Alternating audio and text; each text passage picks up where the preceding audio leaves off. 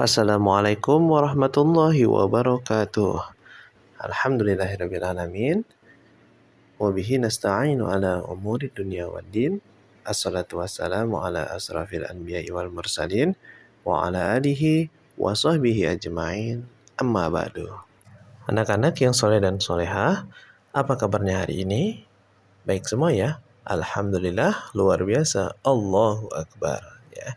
Semoga kita selalu dalam keadaan baik, dalam keadaan sehat walafiat, dan juga selalu dalam keadaan iman dan Islam dan dalam keberkahan di setiap hari dan langkah kita ya. Amin ya rabbal alamin. Kembali lagi di pagi hari yang cerah ini, sebelum kita memulai pembelajaran daring ataupun yang sudah ada yang masuk ya PTM, kita akan memulainya dengan bersama-sama mendengarkan tausiah seperti biasanya ya. Untuk tausiah pada pagi hari ini berjudul Kisah Nabi Ishak alaihi salam. Bagaimana sih kisahnya Nabi Ishak itu? Udah ada yang tahu belum? Sudah? Alhamdulillah. Dan bagi yang sudah, mari kita ingat-ingat kembali. Dan bagi yang belum, silahkan dengarkan dan simak kisah Nabi Ishak alaihi salam berikut ini ya. Anak-anak yang soleh dan solehah, siapa sih Nabi Ishak itu? Nabi Ishak adalah salah satu nabi dari 25 nabi yang disebutkan di dalam Al-Quran. Nabi Ishak adalah putra dari Nabi Ibrahim alaihissalam dari istrinya Sarah. Sedang Nabi Ismail adalah putranya dari Hajar. Ya. Jadi Nabi Ishak adalah anak Nabi Ibrahim pula, tetapi dari istrinya yang bernama Sarah. Ya. Saudara dari Nabi Ismail tapi berbeda ibu kandungnya ya. Anak-anak yang soleh dan solehah, sebelum kelahiran Nabi Ishak, Sarah dan suaminya yaitu Nabi Ibrahim mendapat kabar gembira dari Allah Subhanahu wa taala melalui malaikat Jibril. Dalam pesan itu, malaikat Jibril menyampaikan pesan bahwa Sarah akan melahirkan seorang anak laki-laki bernama Ishak yang kelak akan menjadi seorang nabi. Namun, Sarah tersenyum karena merasa heran dan aneh. Dia merasa aneh karena tidak mungkin dia dan suaminya dapat memberi keturunan jika usia mereka sudah cukup tua, yaitu Sarah waktu itu berusia 90 tahun dan Nabi Ibrahim waktu itu berusia sekitar 100 tahun. Ishak pun akhirnya terlahir di kota Kan'an pada tahun 1761 sebelum Masehi ya.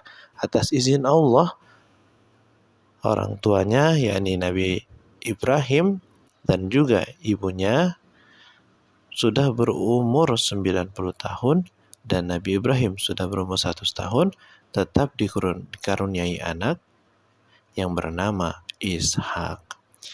Dan Ishak ini merupakan anak kedua dari Nabi Ibrahim. Ya, anak pertamanya siapa?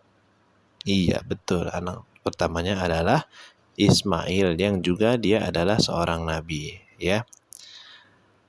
Bersama Ismail, ia menjadi penerus ayahnya untuk berdakwah di jalan Allah. Ketika Ibrahim telah sangat tua, Ishak belum juga menikah.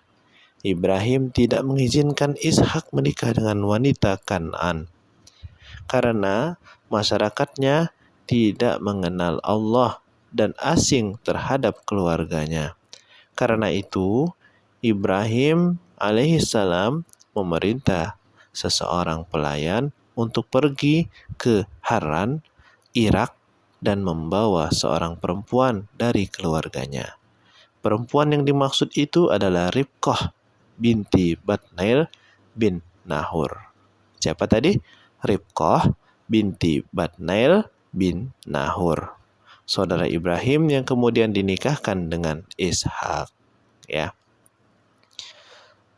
Setelah 10 tahun Ishak menikah dengan Ribqah, lahirlah 2 anak kembar.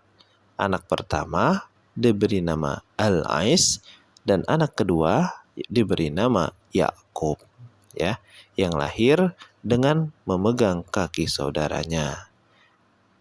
Yang nantinya Yakub ini pula nanti akan menjadi seorang nabi, ya. Ishak lebih menyayangi Al-Ais daripada Yakub. Dari Ishaklah kemudian terlahir nabi-nabi Bani Israel. Dan menurut salah satu riwayat, Nabi Ishak alaihissalam meninggal pada usianya sekitar umur 170 tahun. Banyak ya umurnya ya. Berbeda dengan umur umat Nabi Muhammad yang berkisar hanya 60 tahun sampai dengan 70 tahun, ya. Kalau dulu umur-umurnya panjang-panjang, kalau sekarang umurnya pendek-pendek, ya. Tapi tidak apa-apa. Kata Nabi Muhammad, ya, walaupun umur kita pendek-pendek dibandingkan dengan orang-orang terdahulu, kita nanti akan dimasukkan surga lebih awal dari umat-umat sebelum Nabi Muhammad SAW. Alhamdulillah ya. Semoga dari kisah ini dapat kita ambil hikmahnya. Kita tahu cerita dari nabi-nabi yang ada dituliskan dalam Al-Quran, terutama 25 nabi tersebut, ya.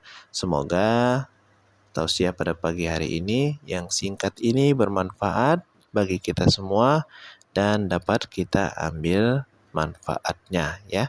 Itu saja kisah singkat dari Nabi Ishak alaihissalam. Dan marilah kita tutup perjumpaan kita pada pagi hari ini dengan bersama-sama melapaskan nafas doa kifaratul majelis. Subhanakallahumma wa bihamdika asyhadu an la ilaha illa anta astaghfiruka wa atubu ilaik. Wassalamualaikum warahmatullahi wabarakatuh. Tetap semangat menuntut ilmu ya.